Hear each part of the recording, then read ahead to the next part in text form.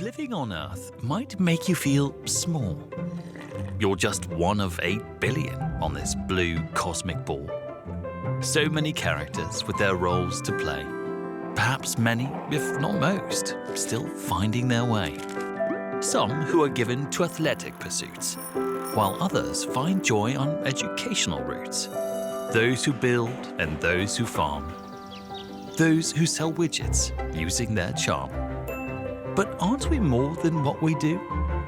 Being one of 8 billion should give us a clue.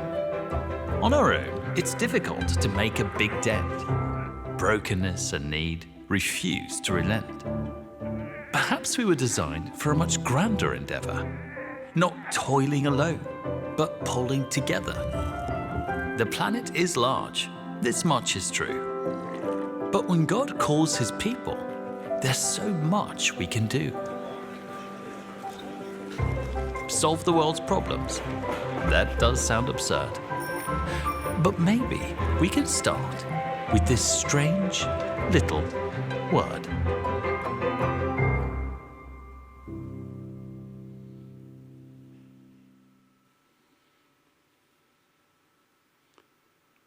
Once upon a time, there was a chair with your name on it, and you didn't know it. Someone nagged you to come, and you weren't interested. Maybe you were nervous and you came on your own. And you hoped that they wouldn't be too long. You hoped that they wouldn't sing too much. And you hoped that somebody wouldn't ask you a question or make you feel uncomfortable. But then you surprised yourself. You came back. And you came a second and a third time. And you kept coming back. And now you're here. You're part of the people that come regularly into this space because somebody prepared for you to come. And maybe somebody invited you to Starting Point and you discovered a space where you could ask questions about faith. And you felt safe to share a bit about your story. Or maybe you took the decision to get baptized. And for the first time since primary school, people cheered for you. Or maybe you just loved it from the start. However our journeys are and how different our journeys might be, we are here now. And we are here because somebody took the time, somebody took the effort to prepare a seat for you. To have a seat ready to welcome you. And we in a season now where we need people to be ready to create a space for other people that felt like us when we came the first time. To be ready and to be welcomed. To create a space where people that might be worried about life, worried about faith, having questions about faith, or new to faith, or just simply facing difficult things in their life, can come and get a different perspective on life. Because the challenge is that our way of thinking got us into our problems. So we need a different way of thinking and a different way of looking at life to get out of our problems. So we need that space where people are around us that are for us, but are able to look at life differently, to show us there are different options to life. And that's where we are in our series called Ecclesia. And if you're looking at the graphic and you see the word Ecclesia and you're wondering, where does this word come from? Jesus first uses this word in Matthew 16, verse 8. And what Jesus there does, he uses the word, and you need to understand, he's having a conversation with his disciples, and he asks Peter, "Who do you say am I?" Because they were telling Jesus what people said about him. And Jesus turned to his disciples and he said, and he looked at Peter specifically and he said, Peter, who do you say I am? And Peter said, you are the Messiah. Jesus responds to say in Matthew 16, verse 8, he says, on this rock I will build my ecclesia, and the gates of Hades will not overcome it, which is profound. There's a play on words because Peter's name in Greek is Petros, which is rock. So Jesus is literally using a play of words to say, on Peter I will build my ecclesia, on this rock I will build my ecclesia. And what do we build our foundation on? Is on a rock, on a square. But Jesus says, and the gates of Hades will not overcome my ecclesia. And what we read in there, and what we've been reading in there, is the word church.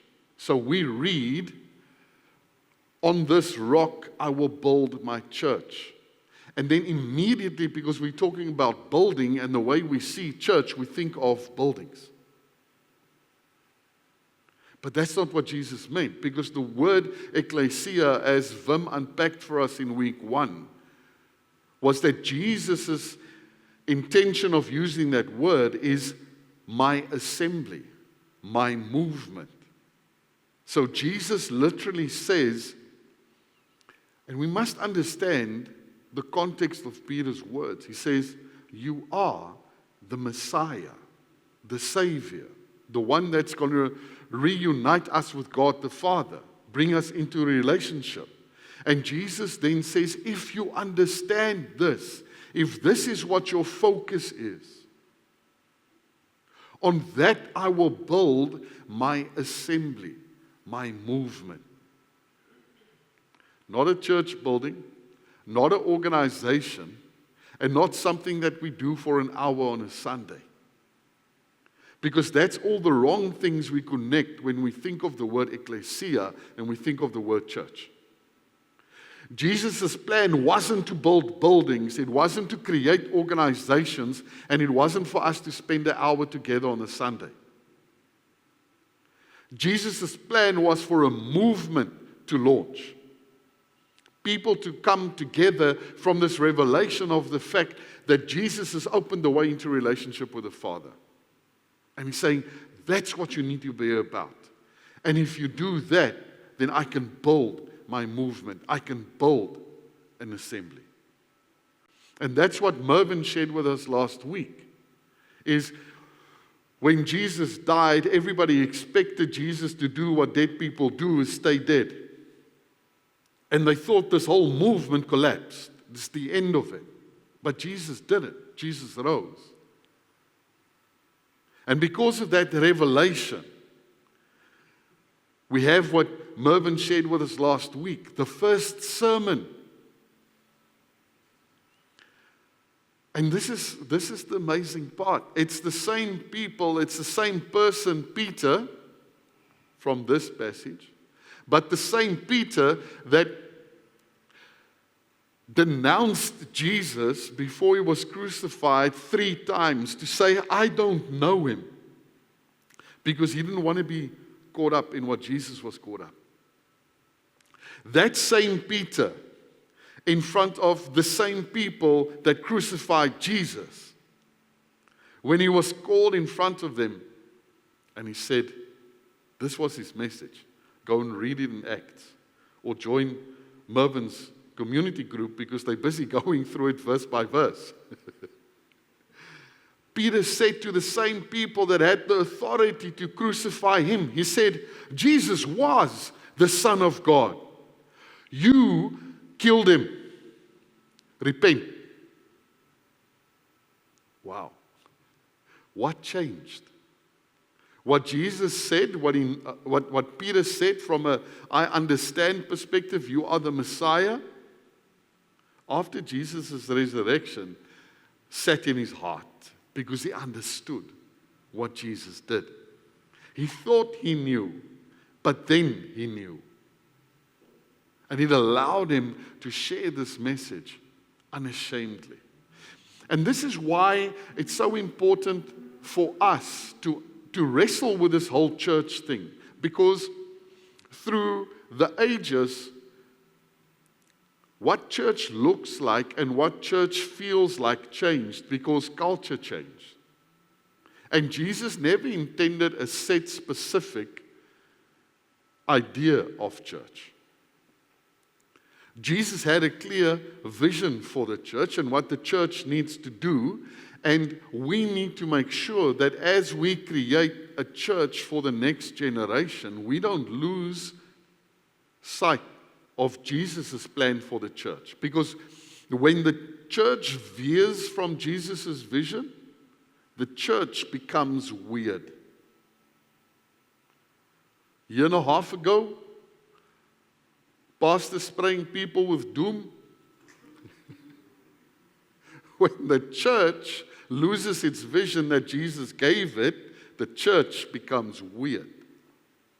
But what's important is the church loses its influence. Because we start becoming about things that aren't important. But what's very critical for us is we have the opportunity to create a church for the next generation. We are in a unique position to say, we want to set up a church for a coming together of people that are for the next generation. So when you grew up and you thought, man, I wish church was like, we've got the opportunity to create church that is like for the younger generation. We want to see teenagers that can't wait to come to church. We need to be for the next generation. And we need to provide for them what it is that we wished that we never had. So what I hope you understand is that we are the church for our generation. And we get to create a church that we wished that other people created for us. And that for us is critical. We need to be for the next generation. It's uncompromising. So there are a few things I want you guys to focus on and practically do in order to get this done. The first step is create and commit to a plan to support your church financially. It doesn't happen ad hoc because life happens and throws us curveballs. So we need to be sure and clear about the vision and say, I am sold out to this vision. And then create a plan to support and sustain this vision that we have as Waypoint. To invite people to follow Jesus. So that we can create this irresistible space that people come into and say, I want to be here, I want to come next week. And throughout that process, discover more so that they participate in what we're doing. So make a plan, pick a percentage, and commit to it. That's your challenge this morning. And what we're looking at is generosity, and generosity doesn't respond to an ask. Generosity is a characteristic. It's who we are. And God has created us to be generous. So in the establishing of the vision, we become generous. And we've tried to make it as easy as possible for you to be able to do that. So you can either physically give as you leave the door, and you've got the box that you can put your giving in, or you can even do it online. There's a QR code in front of you on the chair. You can scan that, and you can give electronically. Because we want to make it as easy as possible for you to participate in the vision. And what you need to understand is, it's not me asking you to give money towards the church. Because what we said is, it's not a building, it's not an organization. It's a movement and it's an assembly. So it's you partnering with the vision of inspiring people to follow Jesus. And we need to be accountable to you to say that we are moving the needle in terms of that, because you become a co-sponsor of that vision. So we need to be accountable to you to say we are actually achieving this. Because that's physically what you're giving towards. The second challenge for you this morning is look out for the little knots. Now you might say to me, what are the little knots? It's those conversations that you engage people in where your ears just prick up for the little word not. And it's people that are not from here. And it's people that are new to a community and they're trying to build relationships with other people.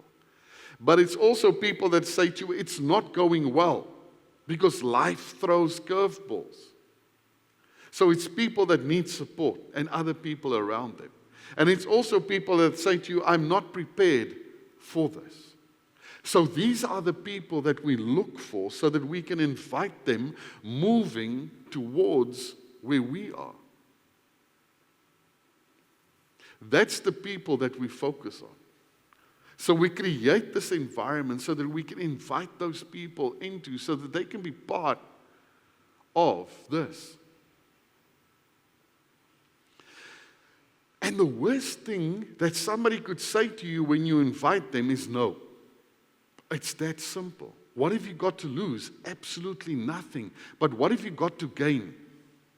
Bringing that person into a space where they can find support and find help. But here's the key. We want to be known as a church that's outward facing, not inward facing. I'm not looking at my needs and what I'm comfortable with. We're looking at the person that I'm inviting. How will they experience this? And it changes the dynamic completely. The most amazing thing for me is to see people invite a guest. Because it's as if a switch is flicked. They move from what's important to me to what's important to this person. It's now not what music do I like, but will this person connect with the music? Will they understand? And that's what we want to see, is us looking at other people and saying, your needs are more important than my needs. Because I've met Jesus. I'm busy journeying with that, and I've built relationships with people around me. But I would love for you to experience the same. So whatever I can do for you to experience that, I'm going to do that. So if we are all inviting, we can make sure that our church remains inviting. That we create a space where people are welcome. This is part of what we're saying, is to pitch up and change from coasting mode to hosting mode. Instead of just, I am here, and I'm here to receive, I'm coasting, I'm enjoying the experience, to say, how can I contribute to this experience? While you guys are sitting here, you've got people that are grafting to make sure that the slides are up and running, the lights are ready, the sound is good. And that's all people that have stepped into a space where they said, I'm going to start hosting a space. I'm going to take ownership of a little space. And together, we build this environment where anybody can come in. People can come in with a small child, and somebody will look after their baby so they can sit here comfortably knowing my child is taken care of. I don't have to worry about that. I can focus on the message. Why? Because somebody said, I'm willing to get up early, get dressed early. And the conversation I had with the band this morning, go to bed early so I can wake up early on Sunday. I'm sacrificing social time on a Saturday. So I'm ready on Sunday morning to help people experience something that will change and impact their life for the better. Then lastly, attend an information meeting. If you've been coming for a while, the best thing you can do is join Starting Point. Mareike and Janu are ready to kick off with Starting Point. That's the space where you can ask questions about faith. You can ask questions about faith in any environment when you're here by us. But that's engineered for you to feel free, judgment-free, ask questions about faith and have them answered. The other big event for you is next. If you've been coming for a while and you really want to dig into what is the vision of Waypoint, how do you function, why do you function, and how can I contribute to that? That's what next is all about. Literally helping you understand what your next steps would be. And this is our vision. If we can get this right, we can impact our community, we can impact our city, we can impact our province, and we can change our country. And it might seem overwhelming. How can I impact my country? And if you take it right down to the bottom level, how can I change my community? It's easy. You change it one relationship at a time. Don't worry about the hundreds and the thousands. Think about the person that have raised the little knots. Engage that relationship. Press into that relationship. And you can change the relationship for that person. So I hope that this has inspired you to become part of creating an environment where we're inspiring people to follow Jesus. And where you can understand that this is a team sport. This isn't for the elect few and people that have got titles. For us at Waypoint, titles are irrelevant. Because it's not about status and titles. It's about the vision and the mission. And we all participate in that. And you've got a role to play in that. So I hope you're excited by it. And that's why somebody like Daniel that shared with us just now, you are partnering with Daniel, taking the gospel to countries where people are persecuted for their life because of doing that. But you don't have to leave your seat. You participate by giving, you participate by praying. And as a faith community, we impact. That's why we're excited about Rochelle going to Poland and connecting with Ukrainian refugees. And we as a faith community in Gqeberha send somebody that's moving the needle on creating this challenge that people are going through, literally an existential crisis, out of their country, out of their homes, out of their network of people, and using that opportunity to introduce them to Jesus. And we are doing it while we're sitting in PE, carrying on with our day-to-day business. And that's just one small part of the bigger picture of things. Let me pray for us. Father, we thank you for this movement that you've started, and for 2,000 years later, for us to be part of that movement, for us to contribute to your vision for every person in a relationship with you. Father, I pray for everyone this morning that we would respond to your invitation, that we would all take the next step for what you've called us to do. We thank you for it. Amen.